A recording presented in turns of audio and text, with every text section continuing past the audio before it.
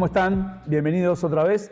En este video vamos a estar hablando sobre las bases y condiciones del entrenamiento infanto-juvenil, que básicamente se refiere a cómo el chico crece y madura desde el punto de vista biológico y sexual, y cómo eso tiene varias modificaciones, tanto desde el punto de vista estructural, o sea, estamos hablando de su cuerpo, como desde el punto de vista metodológico, en cuanto a las cualidades físicas y cómo son sus cambios. Así que vamos a ir desglosando en este video esa temática. Fíjense en esta gráfica, es un ejemplo claro, ¿sí?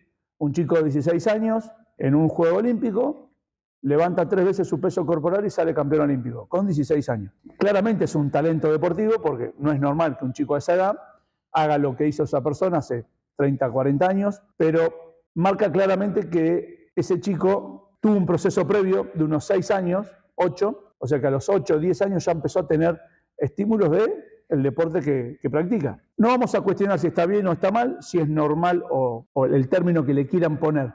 Lo que sí quiero marcar que esto puede pasar y puede suceder en cualquier momento. Y tenemos que estar atentos si en mi localidad o en mi clase de educación física o en mi escuelita infantil o en mi club tengo lo que llamamos un talento deportivo, que ni más ni menos es un madurador precoz. Y ahora lo vamos a entender a medida que transcurrimos este video. El sujeto en edades infantiles siempre tiende a mejorar. Haga las cosas o no las haga las cosas bien o incluso haciéndolas mal.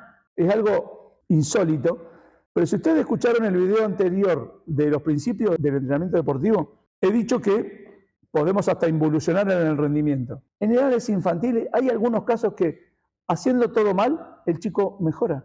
¿Por qué? Y porque está creciendo, porque aumenta de peso, porque aumenta de talla, porque su sistema hormonal mejora, porque su sistema nervioso central está en un estado óptimo para recibir información de todo tipo, y es tan noble el sistema nervioso que lo que hace es seleccionar lo que necesita. Entonces, fíjense esta gráfica.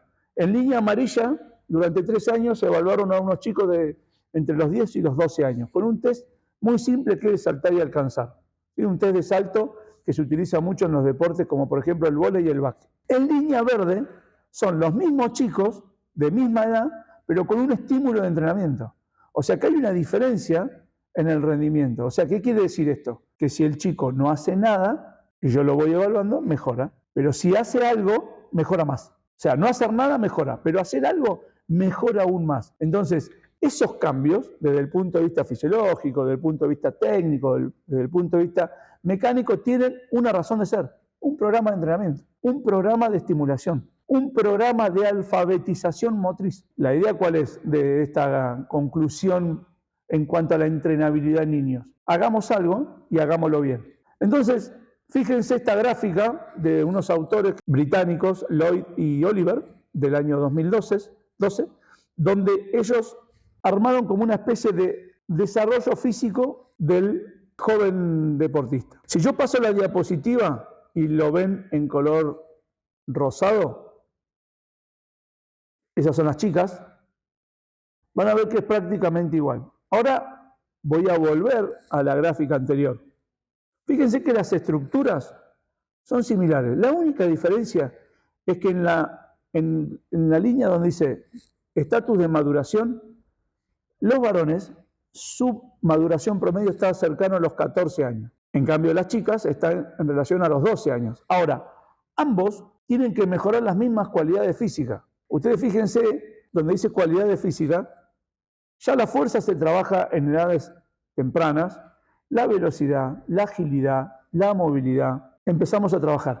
Y en la base de esa diapositiva donde dice estructura de entrenamiento, ustedes fíjense que prácticamente no hay una estructura de entrenamiento o una estructura muy básica hasta los 10 años, 10, 11 años. A partir de esa edad, o sea, 2 años antes de su maduración sexual, empezamos a establecer alguna estrategia de evaluación y de planificación básica. Lo mismo ocurre con las chicas. Vuelvo a la diapositiva de las chicas. Fíjense que es prácticamente coincidente, sacando que todo se corre y todo se adapta 2 años antes, en comparación a los varones. El pico de crecimiento en altura y peso, ¿sí? El peak high velocity, se da en mujeres aproximadamente a los 12 años y medio, y tiene un componente muy genético y muy establecido que coincide con la primer menarca, ¿sí? El primer ciclo menstrual de la niña. Entonces, fíjense que lo mismo, las habilidades, las cualidades físicas también se trabajan en edades tempranas con una estructura muy básica de planificación. Y obviamente en estas edades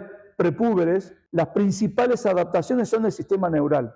¿Esto qué quiere decir? Que tengo que enseñar la técnica de los ejercicios a los chicos. En estas edades, hasta los 9, 10 años, el chico necesita aprender la técnica correcta, por ejemplo, de la carrera, por ejemplo, de lanzar un objeto, por ejemplo, de atrapar un objeto. Entonces, esas técnicas básicas sirven para muchos deportes. Entonces, bien, vamos a ir por parte. Acá tenemos los conceptos claves, ¿sí? Crecimiento, maduración, pico de crecimiento en altura y peso, edad esquelética, edad cronológica. El crecimiento claramente tiene que ver con el tamaño de las partes del cuerpo, ¿sí? Las extremidades, el tronco. Y yo puedo establecer, es muy básico esto en los pediatras, cuando uno lleva a su hijo al pediatra, el pediatra lo ubica enseguida en una tabla que en la página de la Sociedad Argentina de Pediatría la pueden obtener, la pueden descargar, donde yo establezco en qué percentil está. Si está en el percentil 50, quiere decir que estoy en el promedio de todos los chicos de esa edad de todo el país. Si estoy en un percentil 90, quiere decir que hay muy pocos chicos de esa edad que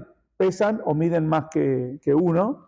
Y si está en el percentil 10, es todo lo contrario. La comparación con la maduración implica que la maduración es a qué velocidad están creciendo estos chicos. Me refiero a eso. O sea, los chicos están creciendo. Bien, crecen por centímetro, crecen por kilo. Ahora, ¿a qué velocidad? Y ese es el concepto de maduración. ¿Cómo lo puedo medir? Bueno, Tanner hace unos años estableció un criterio de observación y fotografía en niños. Tanner es un pediatra británico.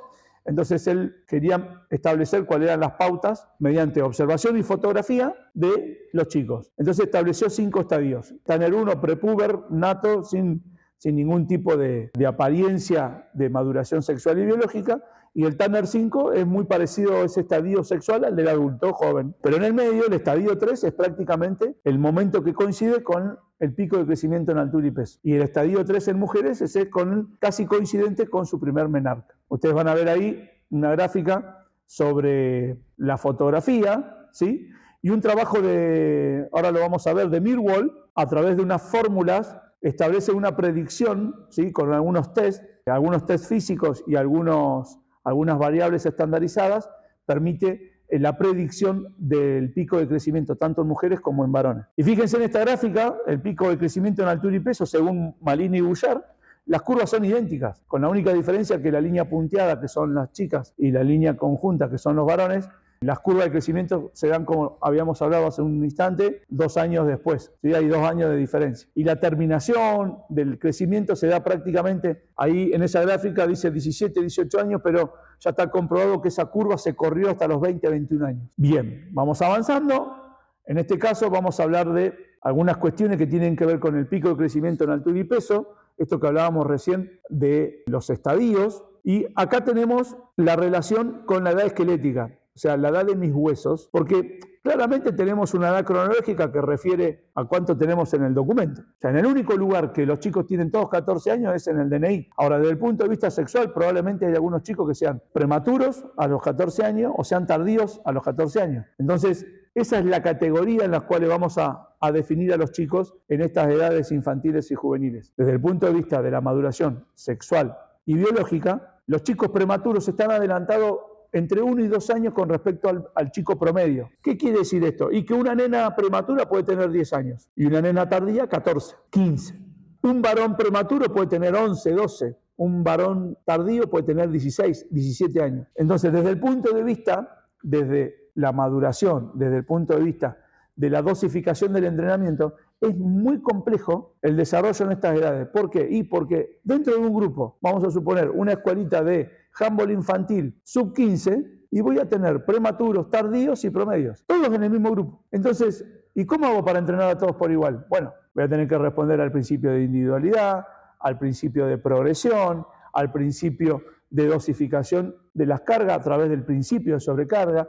Tengo que tener en claro que algunos se van a adaptar más rápido que otros a los esfuerzos físicos y tener en claro el principio y la ley de adaptación y la ley de supercompensación. Entonces, un consejo básico y claro es, estimados colegas, si yo detecto, porque yo puedo medir y pesar a alumnos y puedo establecer mi propia curva de crecimiento a lo largo de 2 o 3 años, yo puedo encontrar la forma de detectar a mis prematuros o a mis tardíos a través de la evaluación, de la talla, del peso, algún test físico. Entonces, si yo encuentro alguna anomalía o alguna circunstancia que veo que ese deportista creció 5 o 6 centímetros y aumentó 2 o 3 kilos en menos de 2 meses y que, por ejemplo, tomo un test de salto y mejora rápidamente, quiere decir que estoy en presencia de un momento clave en el desarrollo del chico. Si tengo alumnos que responden a esta clara predisposición prematura, bueno, tendré que tener herramientas pedagógicas para complejizar la tarea del chico. Ahora, ¿qué sucede si tengo maduradores tardíos? Todo lo contrario, voy a tender a simplificar la tarea. Tengo que tratar de tener herramientas para unos y para otros. Y ahí está la labor del docente de tener en claro estos conceptos.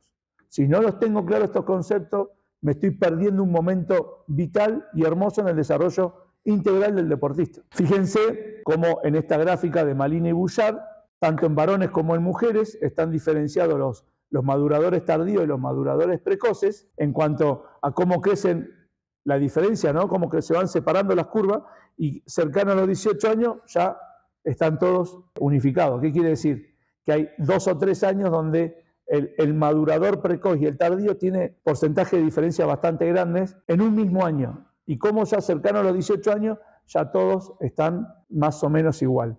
Esta es una gráfica para tener en cuenta con respecto a cómo impacta en las mujeres el proceso de maduración sexual. Entonces, fíjense, en la primer síntoma de algún cambio en la maduración sexual está cerca de los 10 años y el último está cerca de los 15.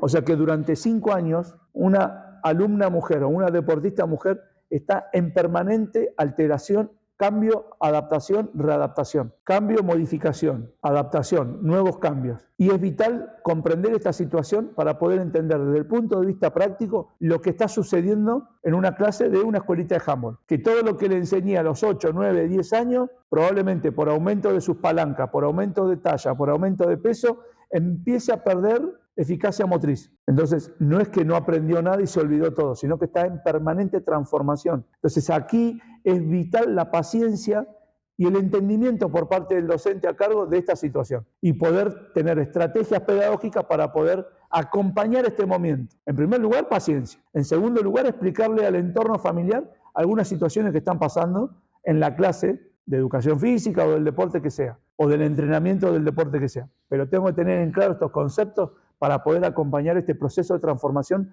tan grande, tan violento en tan poco tiempo.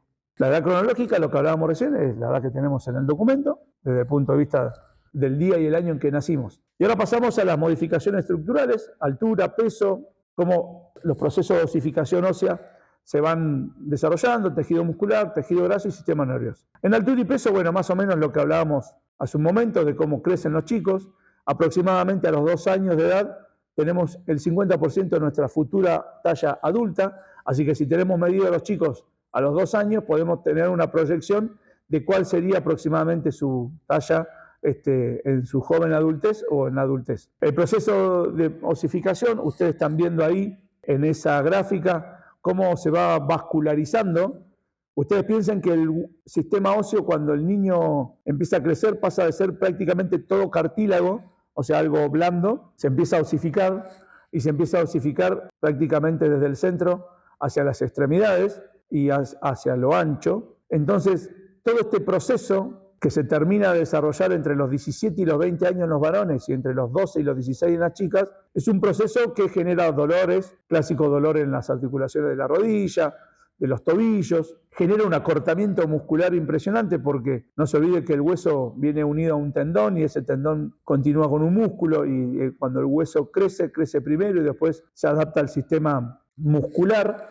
Entonces, en este punto es muy importante tener en cuenta que la estimulación hace a que los huesos se fortalezcan y tengan un impacto positivo. Fíjense aquí cómo se va transformando, ¿sí? A medida que van pasando los años, cómo se va transformando el hueso, cómo va creciendo a lo ancho y a lo largo, y está comprobado científicamente que una buena alimentación en edades tempranas, una buena dosificación de las cargas de trabajo generan un hueso fuerte y un hueso con una calidad mineral ósea espectacular a lo largo de toda la vida. Y sobre todo en mujeres, esa calidad de la densidad mineral ósea va a proveer que cuando la mujer entre en un estado de menopausia por encima de los 50, 55 años, toda la carga de trabajo que haya hecho desde el punto de vista del deporte y de la actividad física, por ejemplo, con trabajo de fuerza, va a hacer que esa menopausia o esa pérdida de la densidad mineral ósea sea más leve. Por lo tanto, estoy haciendo como una inversión a largo plazo en estas edades tempranas de lo que me va a pasar dentro de 40, 50 años. Y que esto no tiene ningún tipo de efecto, o sea, tener una buena dieta, un adecuado ejercicio, una adecuada estimulación, va a generar cambio positivo en la densidad mineral ósea y en el proceso de osificación, y no tiene ningún efecto sobre la longitud del hueso. No es que si hago las cosas mal, el hueso se va a cortar. Si hago las cosas bien, va a ser más largo. Porque hay un componente genético altísimo, que tiene que ver con la talla de nuestros padres, nuestros abuelos. No es una cuestión del ejercicio solamente. Vamos a pasar ahora al tejido muscular.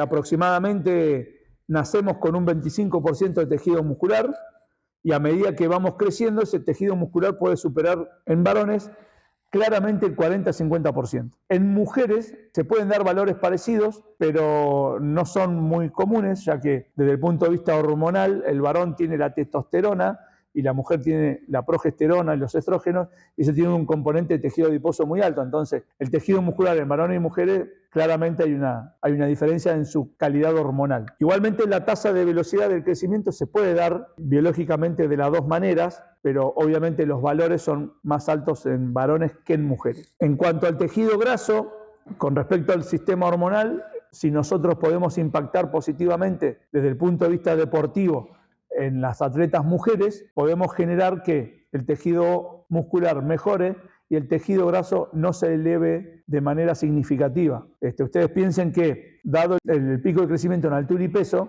el peso está dado en mujeres básicamente por tejido adiposo a través de la primera menstruación, la menarca, por un desarrollo hormonal de los estrógenos y la progesterona. Por lo tanto, tendríamos que tener valores cercanos al 30% y tratar de sostenerlos. Y eso va a generar un cambio en la condición física, sobre todo en los niveles de resistencia. Así que, por lo tanto, tendríamos que estar siempre alrededor del 30% del tejido adiposo. Bien, el sistema nervioso, como dijimos anteriormente, tenemos la posibilidad de generar cambios extremadamente positivos a través del desarrollo técnico hasta los 10-11 años, que es el momento donde la mielinización del sistema nervioso central ya está totalmente completa.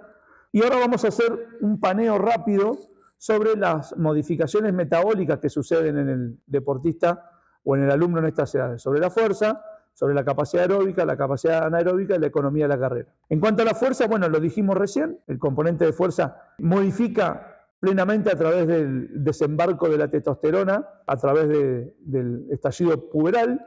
Las primeras adaptaciones se dan desde el punto de vista neural, porque al no haber hormonas que mejoren el crecimiento y la calidad del tejido muscular, las principales adaptaciones son del sistema nervioso. Por eso es importante empezar a edades tempranas con estimulación de fuerza. Y después, cuando aparece el estallido puberal, sumado a esa adaptación neural viene la adaptación del sistema muscular. En cuanto a la fuerza explosiva, lo mismo. Este es un trabajo de investigación donde incorporaron ejercicio de fuerza explosiva a un diseño de un grupo de niños.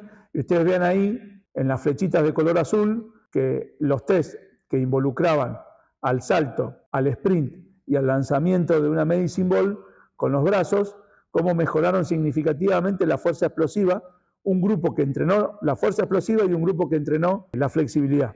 Entonces, ¿cuál es la conclusión de este autor? Es que incorporemos ejercicios explosivos balísticos a todas nuestras clases de educación física, que ni más ni menos que son saltos y lanzamientos. La capacidad aeróbica también está condicionada porque al aumentar el peso es como correr con una mochila. O sea, aumento de peso, mi consumo de oxígeno puede estar limitado de manera bastante importante, y en esta edad tanto los chicos como los adultos son bastante parecidos en cuanto a la capacidad de entrenamiento, de la cualidad física aeróbica, de la resistencia. El gran problema es que hemos generado en los chicos sistemas de entrenamiento que son para los adultos. Entonces el error está en qué estoy haciendo, ¿sí? Yo puedo mejorar la resistencia de un chico, pero no con un sistema de entrenamiento de un adulto. Ese es el gran error que hemos cometido, entendiendo que el chico mejora lo mismo que un adulto a estas edades. El tema es que hay que adaptar los sistemas de entrenamiento para los chicos y no un sistema de entrenamiento de adultos a un chico. En cuanto a la capacidad anaeróbica, al haber una limitante en la fatiga, que son las enzimas, desde el punto de vista hormonal, y no estar, por una cuestión, como veníamos hablando, prepuber de ausencia hormonal, el chico cuando se cansa regula su esfuerzo y vuelve a trabajar rápidamente. Se recupera rápido y trabaja a alta intensidad.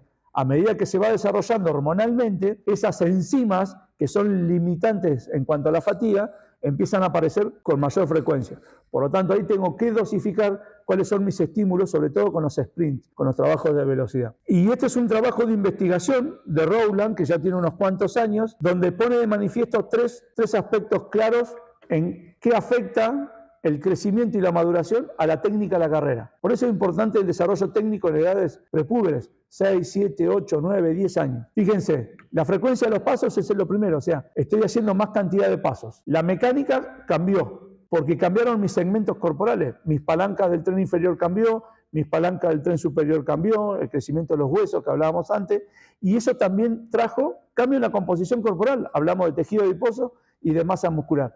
Esos tres aspectos modifican la técnica de la carrera. O sea, es fundamental enseñarlo bien antes para que cuando suceda todo esto, el aspecto negativo del crecimiento sobre la técnica de la carrera sea lo menor posible. Porque el chico se tiene que desplazar. Entonces, si se desplaza mal, es una persona que está gastando demasiada energía y está siendo muy poco eficiente a la hora de lo motriz, del desplazamiento motriz. Sobre todo en deporte donde el desplazamiento motriz es sumamente importante. Y por último, una de las conclusiones a las que vamos a llegar es que tenemos el falso concepto de que como los chicos son inquietos por naturaleza, por decirlo de alguna manera, se mueven, se autorregulan la actividad, no es necesario que diseñemos un programa de trabajo para esta población. ¿Esto es verdad? No, no es verdad. Nosotros debemos incorporar un hábito de trabajo, un sistema de trabajo, una sistematización de las clases de educación física, de las escuelitas deportivas, iniciación deportiva, o del proceso de trabajo que va a incorporar ese chico a la competencia de manera sistemática, porque eso le va a aportar muchísimas más cosas. Recuerden la primera gráfica, chicos que no hacían nada mejoraban, pero si hacían algo, mejoraban mucho más. Entonces, adaptemos todo esto a los niños. Como dice Oded Baror, un investigador científico canadiense, los niños no son adultos pequeños, por lo tanto tenemos que adaptar todos los sistemas de trabajo a esa edad. Por lo tanto, y en relación al video anterior que vimos, el principio de individualidad biológica es fundamental en estas edades, porque no siempre el sistema de trabajo, la planificación de adultos, se puede traspolar, copiar y pegar a un niño. No siempre. Por lo tanto, tengo que tener en claro este concepto. Bueno, hasta acá hemos llegado. Muchísimas gracias y nos estaremos viendo pronto. Que estén bien.